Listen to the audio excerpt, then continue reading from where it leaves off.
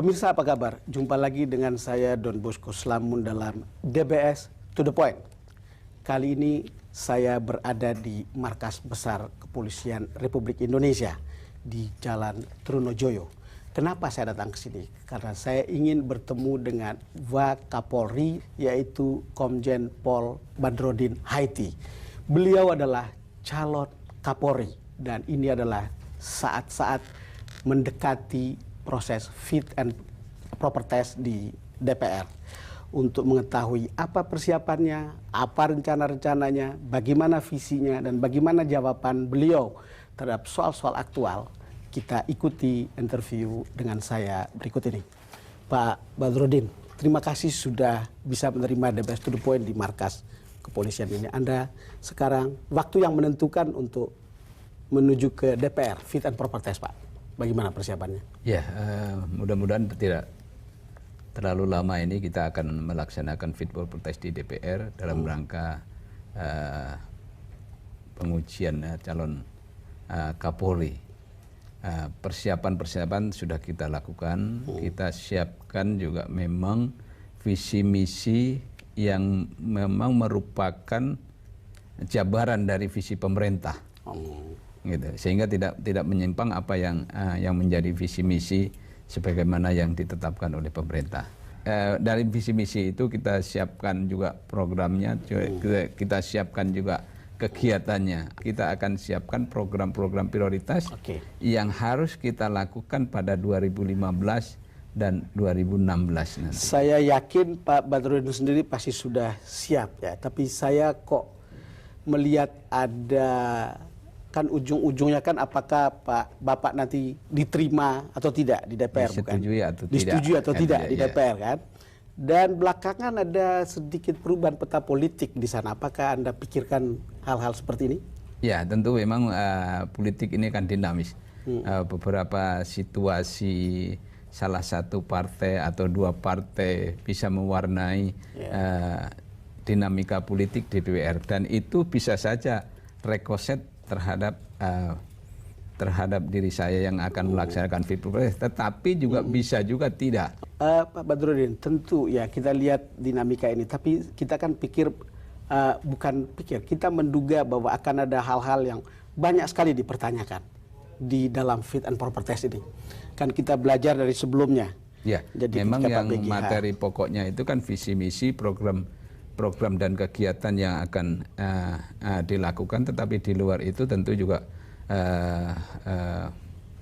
anggota Dewan yang di Komisi 3 tentu punya hal-hal yang lain yang bisa dipertanyakan kepada saya. Ya, karena kan saya mungkin akan melihat warnanya berbeda dengan Pak BG sebelumnya. Pak BG kan waktu itu ditetapkan sebagai tersangka, lalu kemudian fit and proper test jalan. Sementara Pak Badrodin, Pak BG tidak jadi dilantik, lalu kemudian menggantikan Presiden mempercayakan Anda untuk satu-satunya nama yang masuk ke sana. Tapi tentu akan ada pertanyaan-pertanyaan yang kalau itu personal, gimana persiapannya Pak Badrodin? Ya, kita segala kemungkinan kita siapkan. Kita siapkan apa yang akan dipertanyakan, kita juga sudah siapkan, apakah itu terkait dengan kedinasan, kegiatan di Polri, bagaimana nanti ke depannya Polri, ataupun mungkin hal-hal lain yang di luar itu yang mungkin ya bisa saja masalah-masalah yang sifatnya personal yang ditanyakan. Tadi Pak Badrodin menyampaikan visi dan misi lalu kemudian program. Saya kebetulan sedikit mendengar yang disampaikan oleh Pak BG ketika fit and proper test. Apa yang akan membuat perbedaan untuk Pak Badrodin? Saya tentu setiap orang, mungkin setiap perwira tinggi Polri itu melihat permasalahan kan cukup banyak. Betul. Cuman yang menjadi prioritas barangkali juga bisa berbeda, bisa juga sama. Oleh karena itu mungkin saya belum lihat mendalami persis, tetapi bisa saja ini ada yang sama, ada yang berbeda. Kita jeda sejenak dan kembali bersama saya dan Komjen Pol Badrodin Haiti dalam DBS To The Point. Pak Badrodin tadi sudah menjelaskan kira-kira apa yang mau dibawa ke DPR. Kalau Anda mengkristalkan gagasan Anda kemana polisi itu dibawa ke depan, apa saja sebetulnya? Tadi sudah saya sampaikan bahwa program-program prioritas itu ada kira-kira 10 program prioritas. Tapi intinya sebetulnya adalah bagaimana Polri itu meningkatkan soliditas internal. Karena ini bagaimanapun juga yang permasalahan selama ini terjadi antara Polri dengan KPK juga mendegradasi soliditas internal. Okay, walaupun mungkin kadarnya bisa berbeda-beda, tetapi itu perlu kita utamakan agar anggota Polri seluruhnya bisa konsentrasi. Kelihatannya soal kemarin itu sampai ke bawah begitu sehingga diperlukan sebuah soliditas begitu, Pak Badrudin? Tentu tidak sampai ke bawah. Ada dua dampak yang kita bisa identifikasi. Yang pertama soliditas internal, tetapi itu pada level di Mabes Polri.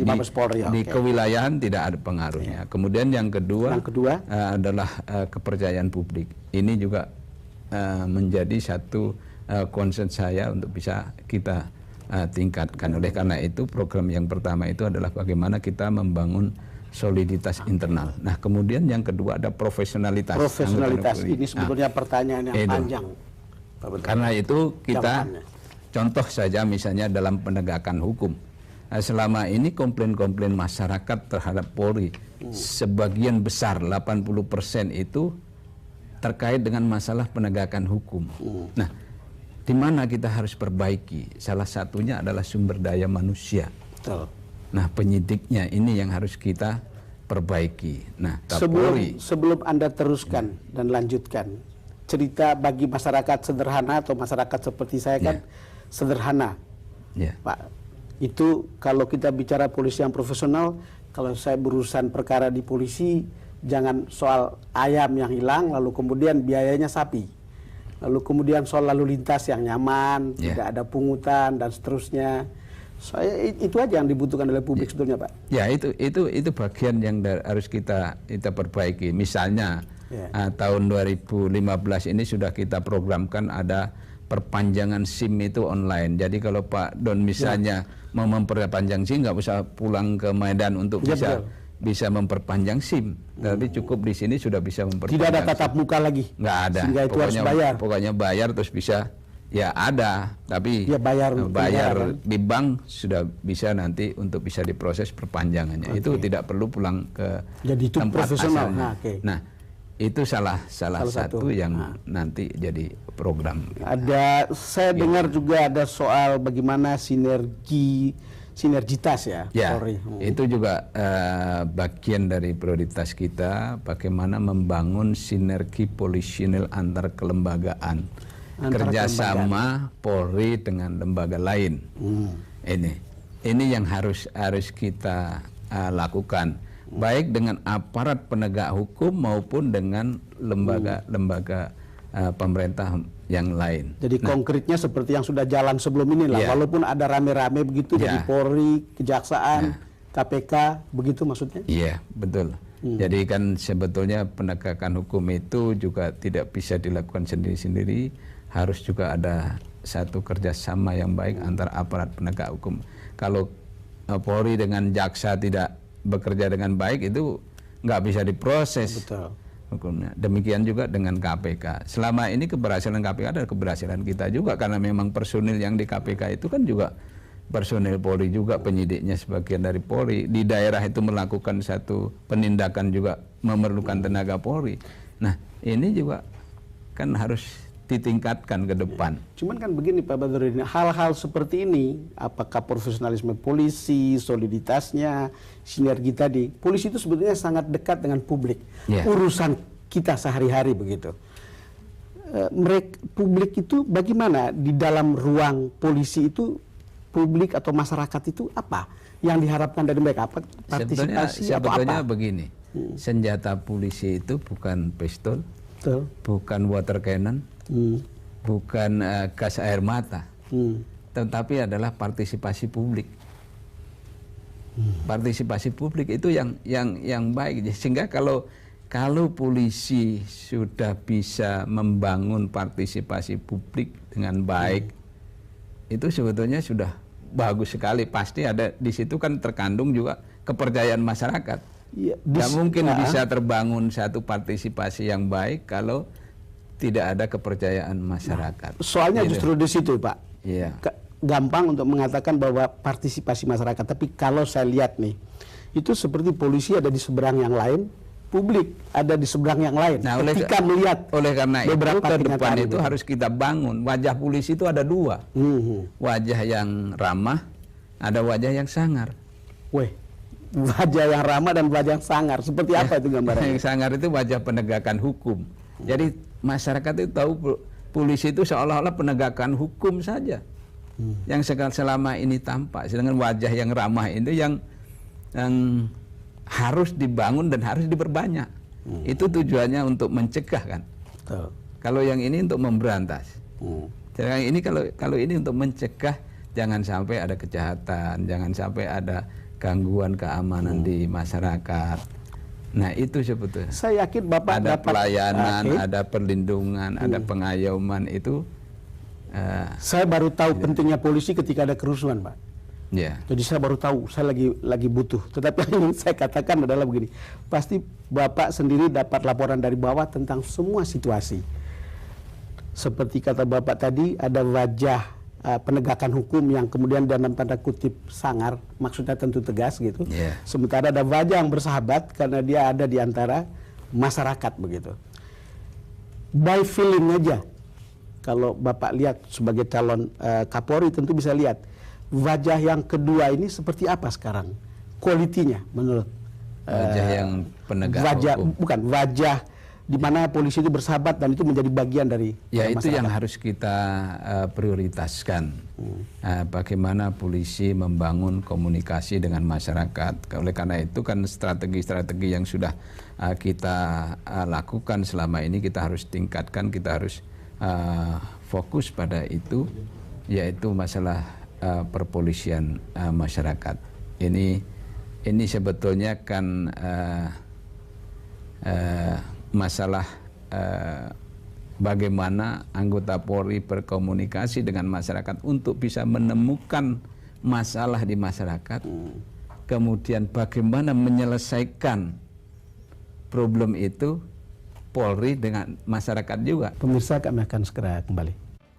Kita lanjutkan perbincangan kita dengan Wakapolri Komjen Pol Badrodin Haiti. Pak Badrodin, isu yang sekarang sudah mulai dingin dari panas-panas sebulan yang lalu itu adalah soal hubungan KPK dan Polri yang kemudian dikenal dari seberang sana dibilang ada kriminalisasi. Lalu kemudian ada cerita dari versi kepolisian atau setidak-tidaknya yang saya dengar dari berbagai kalangan lain adalah ada juga kerjasama. Tapi itu tergantung dari sudut pandang mana kita. Situasinya sekarang ini hubungan KPK Polri seperti apa? Yang pertama saya ingin sampaikan bahwa saya tidak sependapat dengan istilah kriminalisasi itu. Karena seolah-olah kriminalisasi itu hanya diperuntukkan kalau dari pihak sini ada perbuatan pidana terus kita proses, seolah-olah kriminalisasi. Kalau Polri tidak. Nah, itu kan tidak fair namanya. Ya, tidak fair. Kalau di sana ada kriminalisasi, mari kita teliti kriminalisasi itu bagaimana. Yang bukan perbuatan, bukan tindak pidana, bukan perbuatan kriminal terus jadi perbuatan pidana, itu bisa saja itu dikatakan kriminalisasi. Kenapa ada istilah seperti ini? Mungkin apakah itu koinsidensi atau tidak? Kan itu ada soal BG, lalu kemudian ada kickbacknya ke KPK seperti itu, lalu kemudian timbul istilah itu. Tapi satu hal, kalau soal BG juga saya juga bisa menyebut itu kriminalisasi, karena begitu sekarang diserahkan kejaksaan, informasi kejaksaan, buktinya sangat minim, gitu. Wow. Itu apakah nanti karena apakah karena belum diserahkan semuanya, atau memang yang ditemukan baru sebatas itu. Tapi kalau sebatas itu kok kenapa bisa ditetapkan tersangka? Penyerahan, itu kan yang penyerahan itu sendiri juga menjadi bukan saja problem yuridis tapi juga menjadi problem politik. Iya. Ya, benar. Yang kemudian orang mengatakan, wah, ini sih nanti jeruk makan jeruk, kira-kira begitu kan? Bagaimana Pak? Jadi ya tidak, karena itu dilandaskan satu kesepakatan. Memang dari putusan pra peradilan itu bahwa Pak BG itu kan ditafsirkan bukan penyelenggara negara dan bukan penegak hukum, sehingga KPK tidak punya kewenangan untuk menangani kasus seperti ini. Itu debat yang lain lagi ya, tuh Pak Badrudin. Oke, kasus seperti ini. Oleh karena itu kesepakatannya ini mau diserahkan ke polisi atau serahkan ke jaksa. Nah, akhirnya disepakati serahkan ke kejaksaan. Nah, itu yang terjadi. Sekarang kembali kita ke hubungan KPK dan Polri, Pak. Hubungan KPK Polri. Dingin, panas, suam kuku gitu atau bagaimana? Saya berharap ke depan ini kita bangun satu kerjasama yang baik lah. Korupsi ini tidak bisa diberantas oleh KPK sendiri, juga tidak bisa diberantas oleh Polri atau kejaksaan. Tetapi kalau kita bisa kerjasama dengan baik, itu akan lebih efektif. Itu akan lebih efektif. Dan kerjasama itu dengan baik. Selalu begini Pak, tentu saya juga sepakat dengan itu, tapi juga ada pikiran, ada check and balance. Kan ini kan cerita, kerjasama, nanti yang KPK mungkin akan akhirnya lebih surut ke belakang karena pengaruh Polri atau kejaksaan. Bisa juga kan begitu, sehingga case-case yang berkaitan dengan itu akan tidak se-clean atau clear seperti yang dijalankan oleh KPK sebelumnya. Kan itu kan ada pertanyaan. Bisa saja, tapi tergantung pola hubungan dan kerjasama pola itu hubungan sendiri. Dan kerjasamanya. Nah, kalau selama ini misalnya, istilahnya kalau di Polri, selama ini kok disasar Polri saja. Apa politisi tidak bisa menyasar ke sana? Kan ininya kan begitu. Kalau memang itu diketemukan atau berdasarkan laporan itu sendiri, ya oke, go ahead. Tapi kalau memang diarahkan ke sana atau diarahkan ke sini kan masing-masing nanti tidak bisa kerjasama dengan baik. Akhirnya terjadi satu pertentangan yang juga bisa mengarah pada konflik yang berulang. Kembali kepada pertanyaan saya tadi, ini suam-suam kuku masih panas atau sudah dingin sebetulnya? Iya. Sebetulnya masih ada lah, dampak itu masih ada. Oleh karena itu kita harus bangun ke depan ini lebih supaya cepat selesai. Nah, KPK juga mengharapkan bisa cepat selesai, kita juga mengharapkan cepat selesai, kita bangun satu kerjasama yang baik.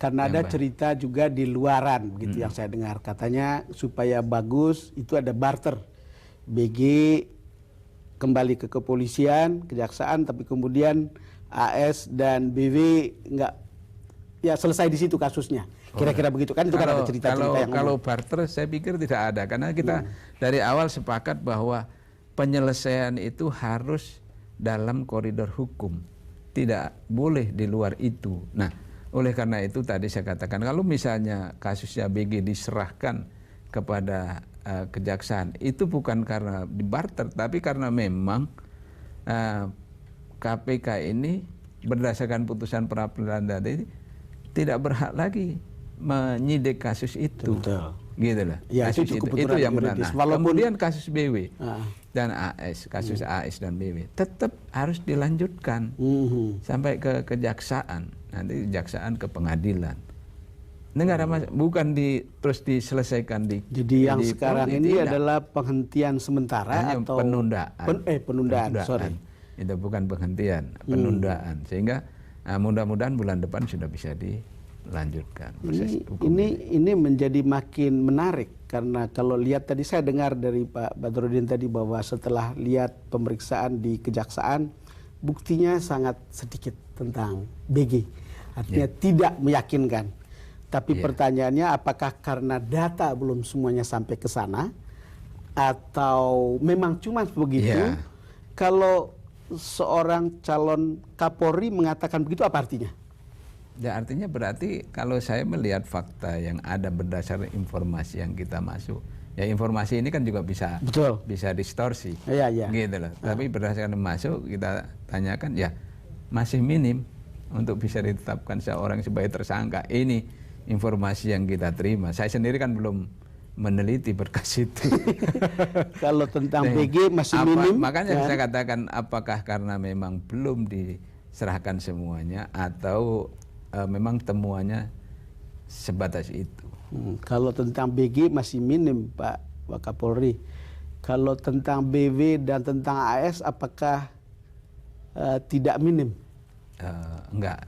Ini begitu kita selesaikan mungkin tidak kita lanjutkan penyidikan mungkin tidak antara lama sudah bisa serahkan ke kejaksaan. Saya ingin satu pertanyaan, apa artinya ketika kemudian Bapak ke Istana Bogor bersama Pak Abraham Samad pada waktu itu, lalu kemudian setelah itu Presiden keluar bikin press conference untuk mengatakan tidak boleh ada kriminalisasi. Apa artinya, Pak Badrodin? Ya tentu kan pasti kita akan melaporkan kasus-kasus yang kita tangani. Nah, kriminalisasi ini kepemahaman kita Polri itu bahwa perbuatan itu bukan perbuatan pidana tapi Dipidanakan proses secara pidana. Itu yang pemahaman saya, pemahaman saya. Sehingga kalau itu yang dimaksud, kan berarti kalau memang itu perbuatan pidana kan boleh-boleh saja. Ya, kita akan lanjutkan perbincangan kita setelah ini.